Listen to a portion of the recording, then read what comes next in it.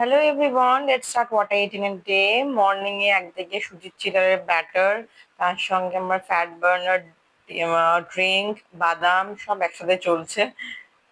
বহু কষ্টে বসেছি আমার জন্য অ্যাপেল স্মুদি নিয়ে। আসলে কাঁচের গ্লাসটা নেই তো ওটাই কালার বোঝা যাচ্ছে না, মনে হচ্ছে ব্যানানা স্মুদি, বাট এটা আজকে অ্যাপেল স্মুদি বানিয়েছি। একটা খেজুর দিয়েছি বিকজ আপেল তো কলার মতো অত মিষ্টি হয় না।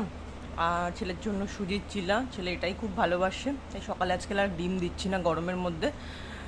তো দুজনে নিয়ে বসে পড়েছি। ব্রেকফাস্টের পরে মিড মর্নিং এখন রোজ পিপারমিন্ট টি নিয়ে বসেছি, আর তার সঙ্গে আছে একটা ডাইজেস্টিভ বিস্কিট। ব্রেকফাস্ট অনেকক্ষণ হয়ে গেছে, এখন 11:30 বাজে। এখন আমি ঘামছি বিকজ বাইরে 40 ডিগ্রির ওপরে টেম্পারেচার। ছেলেকে ডে কেয়ারে ছেড়ে এলাম, খুব কষ্ট হয়, ভীষণ কাঁদে। এখনো যেতে 2-3 দিনই হলো বিকজ নেক্সট মান্থ থেকে আমার অফিস আছে, অফিস যেতে হবে। সো একটু ওকে প্রিপেয়ার করা দরকার, তাই ছেড়ে এলাম। বাট এসে আমি 2 ঘন্টা থাকে, 1.5 ঘন্টা 2 ঘন্টার মতো থাকে। বাট এসে আমি কিচ্ছু কাজ করতে পারি না, সারাক্ষণ খালি মনে হয় যে ঘরটা খালি খালি লাগছে।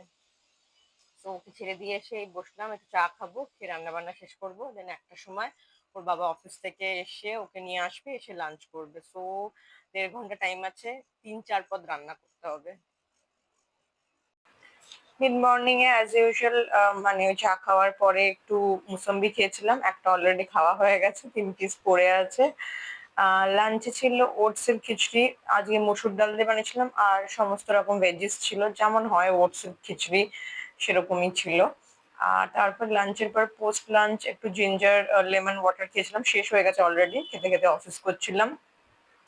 ইভিনিং এ তো গ্রিন টি চলছে, তার সঙ্গে মাখানা আর একটা ডাইজেস্টিভ বিস্কিট। রাতে ছিল এগ হোয়াইট অমলেট আর একটা মিক্স সবজি। That's for today. Bye, good night.